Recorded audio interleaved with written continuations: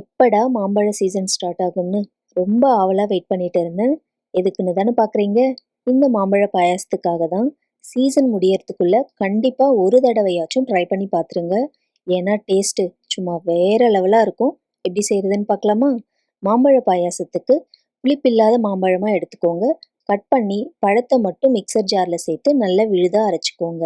இப்போ ஒரு பவுல்ல அரைச்ச மாம்பழ விழுது, இது கூட உங்க ஸ்வீட்னஸுக்கு தகுந்த மாதிரி கண்டென்ஸ்டு மில்க், ஒரு 2 டேபிள் ஸ்பூன் குட்டி குட்டியா கட் பண்ண மாம்பழம் சேர்த்துக்கோங்க.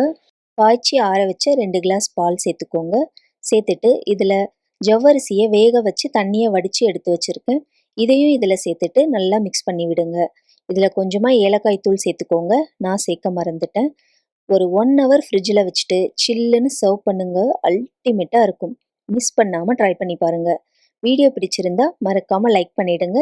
இந்த மாதிரி இன்ட்ரெஸ்டிங்கான ரெசிபீஸ்க்கு நம்ம பேஜை ஃபாலோ பண்ணிக்கோங்க.